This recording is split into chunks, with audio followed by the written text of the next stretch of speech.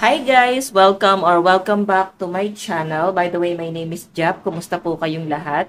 Okay, so yun guys, maraming salamat po pala sa walang sawang pagsubaybay sa ating pong daily love reading. And kung ikaw ay bago pa lang sa ating channel, mag-subscribe na po kayo. Diniklik mo na rin yung ating notification bell para lagi kang updated sa ating mga bagong upload.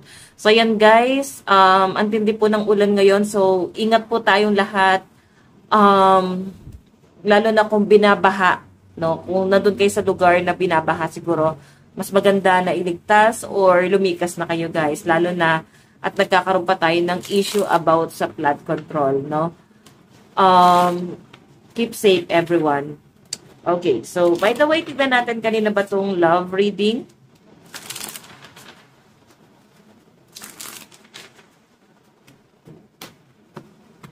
Okay, kanina po itong love reading spirit guide. Oops. Wait lang guys. Ayan, ang layo ng nilipad ng card natin. Natawa naman ako. 2 on 1. Ano ba to? Nagsuntukan ba kayo ng person mo? Oh, the moon.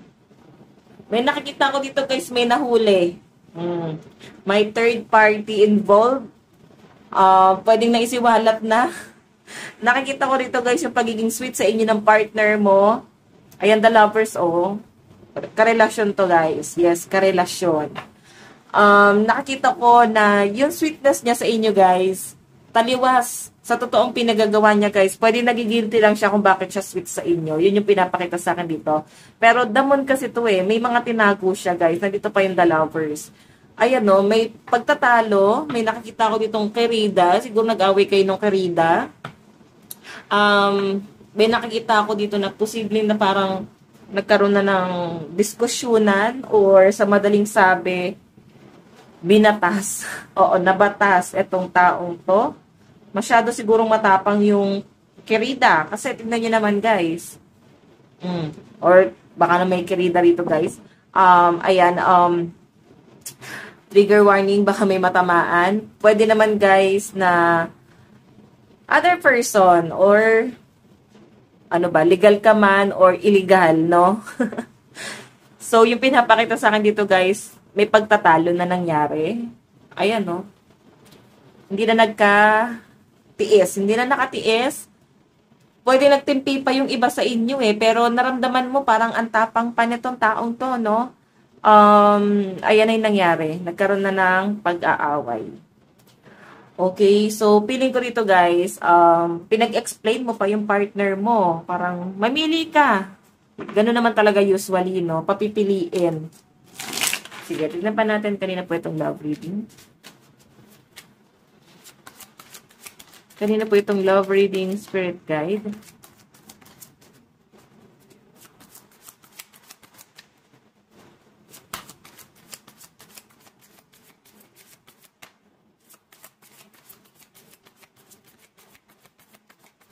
Oops. So, meron tayong King of Rings, the jewelry. So, posible guys na engage ka na sa taong to or kasal kayo. Okay, karelasyon mo nga eh. Parang nagsama naman na kayo na tong taong to. Yun yung pinapakita sa akin dito guys. Okay? So, ayan. May message. Yung iba sa inyo guys, pwedeng dumistansya ka na sa person mo. Sobrang nasaktan ka. Parang lumayo ka. Parang mababaliw ka pag hindi ka lumayo, no? Parang kailangan mo muna ng space, kailangan mo muna ng huminga.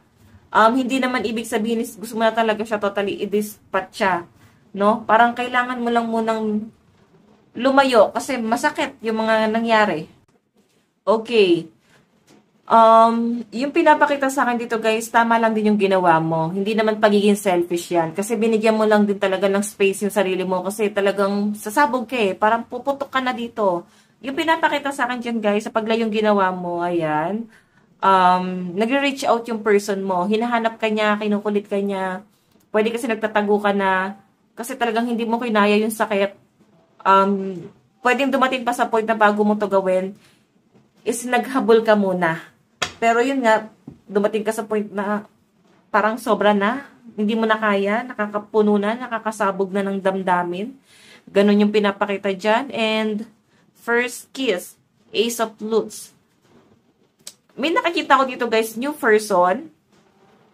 Pwede sa paglayong gagawin mo na to, ayan, no, saka nagiging late bloomer, no? Pwede ikaw ay single mom or single dad. Parang naging ano ka eh, paano ba to? Nag-focus ka lang talaga doon sa relasyon nyo. Sa haba ng panahon ng pagsasama nyo guys, naging good provider ka lang, sila lang yung naging mundo mo, siya at yung pamilya nyo. Ganun yung pinapakita sa akin. Pero, ang isa pang hindi maganda rito, parang hindi niya kiniklaim na may pagkakamali siya, no? Ngayon, pwede yung paglayong ginawa mo, guys, is doon mo mas nahanap yung sarili mo. Meron yung person na nai-involve dito, guys. Ayan, pwedeng medyo sweet etong taong to. Kagaya na sabi ko, late bloomer ka, baka kasi maaga kayo nag-asawa, nag-focus lang kayo sa pagpapamilya, ganun din siya, ganun ka rin. Then, nung nagkaroon ng ending, parang doon mo siguro na-realize na meron pa palang mas magandang pwedeng mangyari bukod sa pagmamahalan lang na parang sa kanya lang iikot yung mundo mo. Meron pa palang mas magandang pwedeng mangyari. Ganun yung pinapakita sa akin dyan, guys. Okay? Tignan pa natin.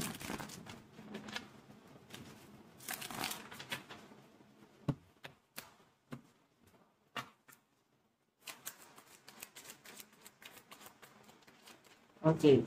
Meron tayong the limo. Ayan, no? Tignan nyo, masyadong pabongga. Parang gano'n. Yung person mo, guys, yung new person, nag-e-effort talaga siya, guys. Yan yung pinapakita sa akin dyan. So, pwede kasi, guys, na mahulog yung loob mo dito sa bagong tao na ine-entertain mo. So, pwedeng kaya lumabas pa rin yung past person dito, kahit sabihin natin na hindi mo na iniisip. Trauma kasi sa inyo, no?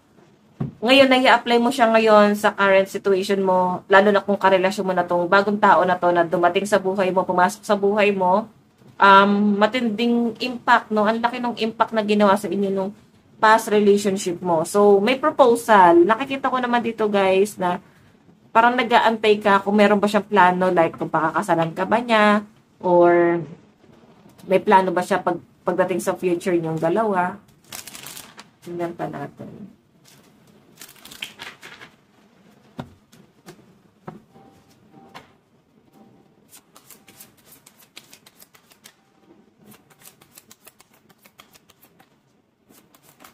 Oops. So guys, meron tayong Knight of Roses, the front runner. Okay, so ibig sabihin, finish na. May nanalo na. Okay, nakikita ko guys itong person na ina-entertain mo ngayon, mahal na mahal ka nito, no? Nakikita ko naman na kaya kanyang panindigan. Ayan, date card. Parang madalas dinidate ka niya. Parang araw-araw pinapatunayan niya naman sa inyo guys na mahal ka niya. O iba sa inyo guys, pwede nandun ka pa sa sitwasyon na niloloko ka pa rin ng person mo. May pagtatalo pa rin sa pagitan nyo ng third party. Then, pwedeng mangyayari pa lang to sa inyo. Paparating pa lang sa inyo to na may new person na magmamahal sa inyo guys.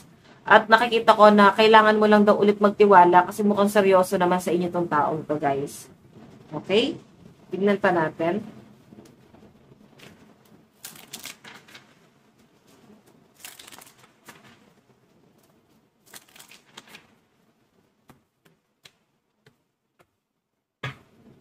Kanina po itong love reading.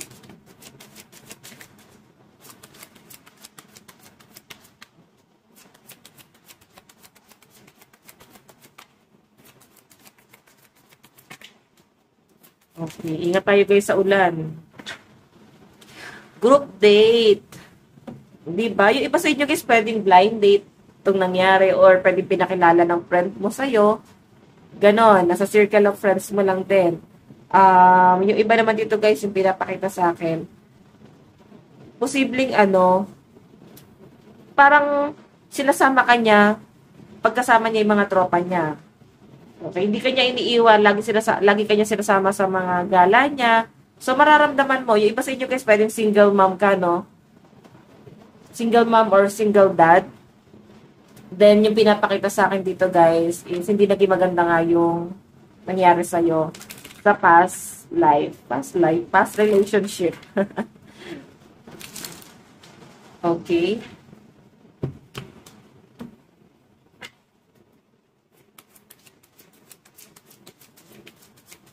Tingnan pa natin. Kanina po itong love reading.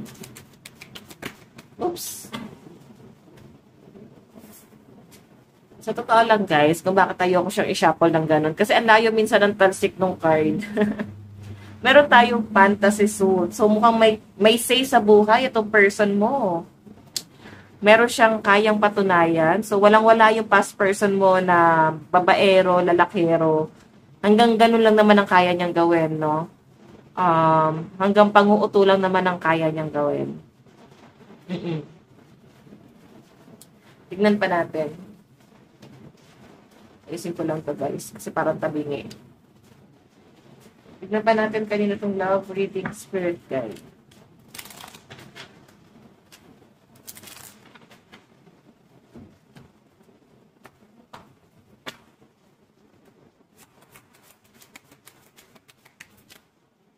Meron tayong stop complaining. Nagre-reach out siguro sa inyo yung ex mo. Ay ano, yung pinapakita sa akin dito guys, ang dami niyang sinasabi kung kailan okay ka na, masaya ka na sa love life mo. Hindi mo siya pinapansin. Ang haba-haba ng message niya guys, no? Then, parang ang dating sa akin dito is, parang sino niloko mo? Parang ganon. Ngayon kasi, pwedeng mas mag-focus ka sa yung person na kasama mo ngayon. Na-heal niya talaga yung broken heart mo, no? Tingnan pa natin.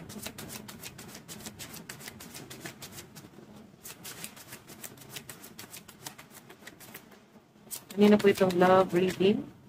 Meron tayong cool, relax, everything is fine. Hindi ka nag-aalala pagdating sa sitwasyon mo ngayon. Kasi sobrang relax ka lang. Ngayon, kung hinahabol ka ng ex mo, isipin mo na lang yung panlulokong ginawa niya sa inyo, guys. Kasi baka maging tanga ka na naman dito.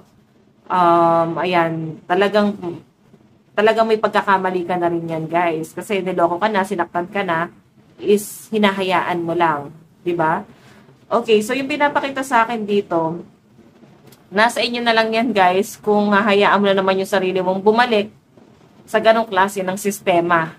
Kung hahayaan mo na naman yung sarili mo na sakta na naman itong taong to. Kasi tignan mo yung bottom of the deck natin, guys. Do not panic. 'Di ba? Parang nagugulo niya yung tahimik mong mundo. Okay ka na eh, pero bakit parang bigla siyang umi-eksena? Ganon siya. Tignan pa natin.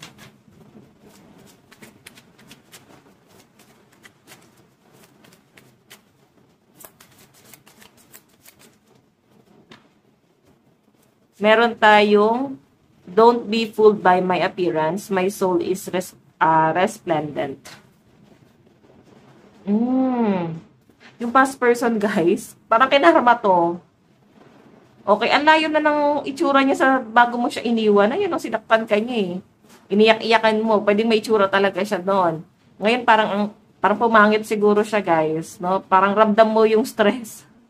Ramdam mo sa kanya na parang ang dami niyang problemang iniisip. Parang hindi niya kayang i-overcome yung problemang pinagdadaanan niya ngayon. Ganun yung pinapakita sa akin dyan, guys. Okay, then ikaw, unti-unti ka nang nahihila. Parang dati nasasaktan ka, ngayon parang wala na eh. Naka-recover ka na. Okay, pero siguro naaawa ka pa rin, medyo nadadala ka pa rin. Sabi nga dito, you are not your emotion. You are not your emotion. So, ibig sabihin, masayahin kang tao. Siguro minsan natitrigger ka lang dahil sa stress. Hindi mo maiwasan na mag-overthink dun sa bagay na yon. Tingnan pa natin.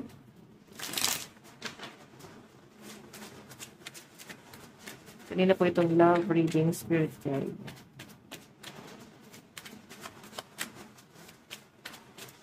Meron tayong nature is your ally. So, yung sasabi rito, guys, kakampi mo ang pamilya mo. Especially yung mother mo. Baka kailangan mo lang din, guys, umuwi sa probinsya or iwasan mo na yung parang kakatago, no? Ano ba yung mga zodiac sign na mahilig magtago pag may problema? Sila yung parang grabe sila mag-detach, wala silang pakialam. kung ano man yung tatalikuran nila. Ano ba yung mga zodiac sign na yun? Especially guys, Aquarius and Aries. Hindi ko lang din sure sa ibang zodiac sign. Pero yan, proven and tested yung mga yan. Baka zodiac sign mo yan. Okay, tignan pa natin.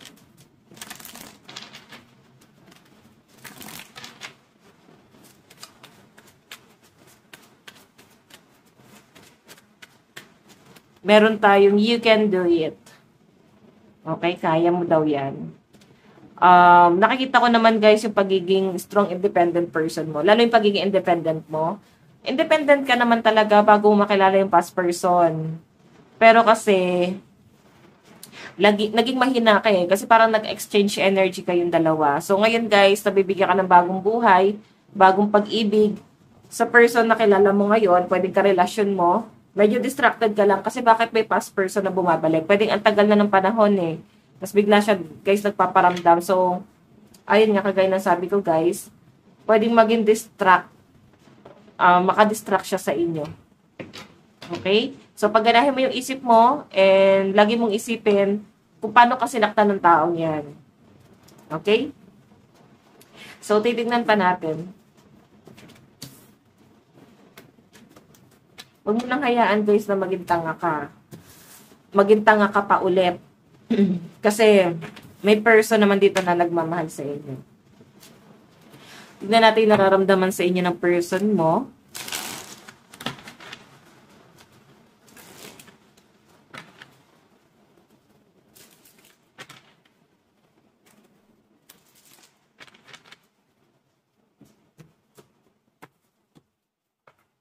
Okay.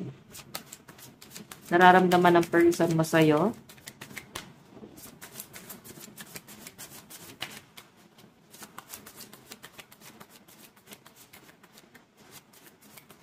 Oops.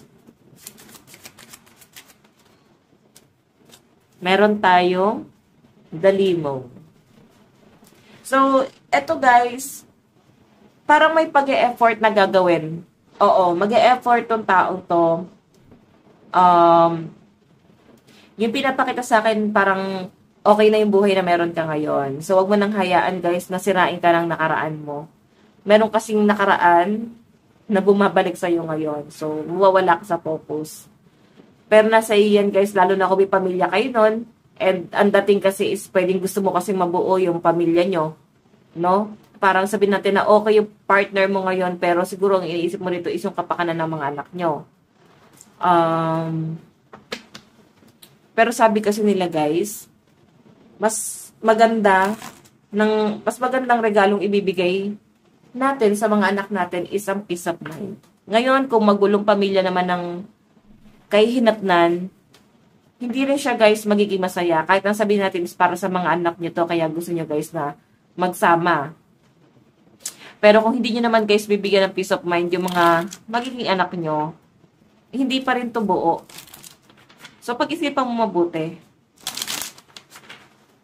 Tignan natin. Meron tayong fantasy suit.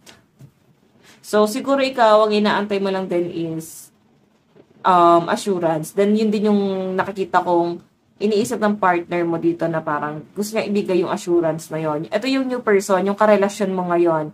May past person na pumapasok pero wala ka ng pakialam doon. So, kaya lang siya guys pumasok sa reading natin. Feeling ko, dahil dala-dala mo pa rin yung trauma. Pero wala ka ng pakialam sa kanya talaga.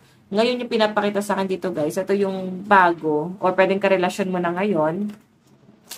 Mukhang gusto niyang ibigay sa inyo lahat, no? Stability, maging payapang kaisipan. Ayan. So, meron tayong for the right reason. Diba yun, no? Tanggap niya kung ano man ang nakaraan mo, kung sino ka man, tanggap ka nitong taong to guys, at kaya niyang mahalin yung nakaraan mo. Okay? Tingnan pa natin.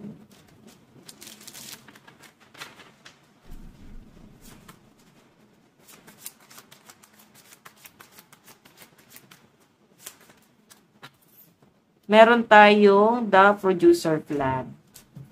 Ayan. Okay, so yung pinapakita sa akin dito, talagang ikakat mo na yung mga hindi magagandang nangyari sa iyo sa past. Okay? Nararamdaman din kasi ng partner mo na parang madalas siguro tulala ka, no? Ito kasi nararamdaman niya. Parang madalas tulala ka, may malalim kang iniisip. So, ang dating sa kanya, ano kayang meron? Kaya siya, nag-e-effort ito, no? Or mag-e-effort itong taong to na ibigay yung gusto mo. Okay? So, wag kayo guys mabubuhay lang sa past.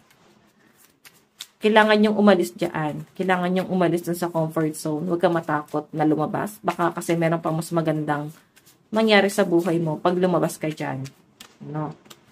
Meron tayong the single mom. Ayan, no? Mga, pwedeng single mom ka or pwedeng itong person mo yung may anak, no? Okay, tignan natin. Ano yung gusto niya sabihin sa inyo, guys?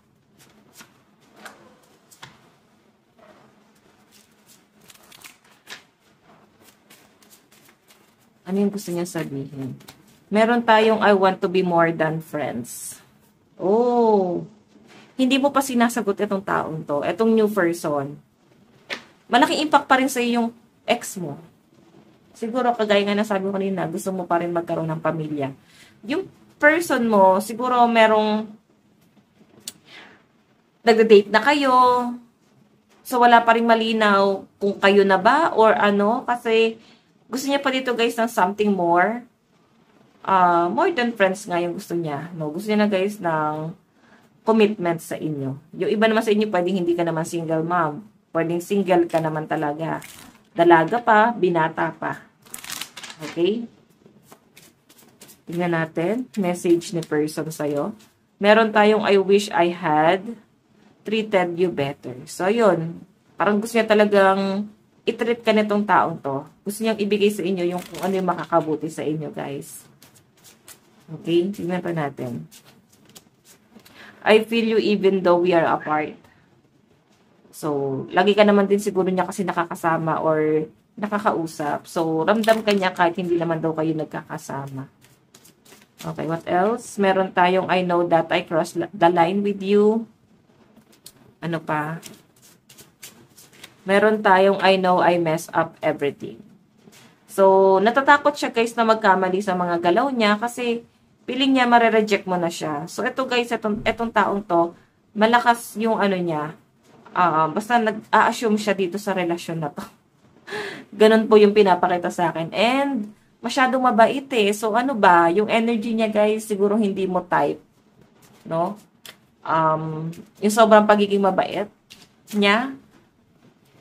Or, parang masyadong, basta may may nakikita akong parang ramdam din naman ng person mo. Na parang medyo off ka sa kanya, no? Medyo may turn off. Nato-turn off ka siguro sa galaw niya. Basta something like that, guys, no? Na parang pinipilit niya lang yung sarili niya. Masyado siyang trying hard. Ramdam mo eh. Nagiging trying hard na lang siya para siguro makuha ka. So, ikaw iniingatan mo yung sarili mo. Siguro parang parang ayaw mo na rin pumasok sa relasyon.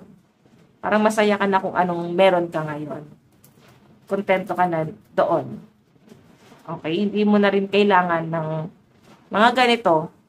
Pero nasa inyo pa rin yan, guys. Okay? So, tignan pala natin, guys, yung zodiac sign. Sabi naman.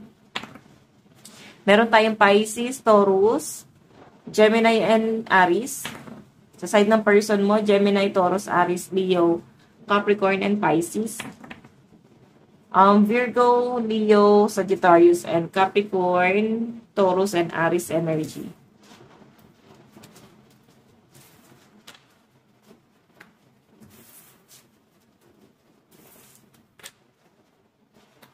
Okay. Yung nararamdaman mo sa person mo, overall energy. Date card. Diba, willing ka naman makipag-date, makipagkita. So, siguro nag-e-enjoy ka rin sa ganon. Kasi kahit pa paano nakakatulong siya sa mental health mo or sa healing mo. Or nakakalimutan mo yung mga masasakit na nangyari sa isa past, lalo na yung ginawa sa inyo ng inyong person, ng inyong past person. Meron tayong dalimo. Ay, miss na ako nakita rito. Siguro, ano ba to? Ginagamit mo ba siya parang service? Or makatipid sa pamasahe? Sorry guys, ganun yung nasagap ko. Or pwede kasi guys na kahit pa paano okay yung pamumuhay, may bahay, may sasakyan siya. Meron tayong cheers. Ayan, nag-e-enjoy ka lang. Wala akong nakitang problema dito. Sinararamdaman mo sa kanya guys. Masaya ka lang din naman. Sa naibibigay niya sa inyo guys na positive energy. Zodiac sign sa side mo. Meron tayong Cancer, Gemini, Aries, Taurus, Pisces, and Aquarius. Meron tayong Gemini, Taurus, Aries, and Leo. Pisces, Capricorn, Taurus, Gemini, Aries, and Leo energy. So, in the near future, saan na kayo papunta ni person? In the near future, saan na ito papunta? Meron tayong do not regret anything. Meron tayong surprise. Diba? You failed. So what? Parang feeling ko guys, medyo magiging etong person na ina-entertain mo ngayon, nakukulangan ka. Nakukulangan ka sa kanya or parang masyadong wala siguro siya dun sa hindi ba lang siya pumasok sa banga. Okay? Sa standard mo, ganun yung pinapakita sa akin. Na parang kahit anong gawin mo dito na parang okay naman siya, pero hindi mo talaga makita yung sarili mo na pwede. Okay? Para kasi itong relasyon na to guys is parang magkaibigan lang. Situationship nga ba? Parang ganon. May lambingan, nagde-date kayo, pero walang connection. Wala kayong title. Uso na ba to ngayon? Hindi ko alam guys. Feeling ko uso na ngayon tong situationship, no? Ayan. So, ayan guys. Ito lang naman po ang inyong daily love reading. Again, bukas po ulit. God bless and love you all. Bye-bye po.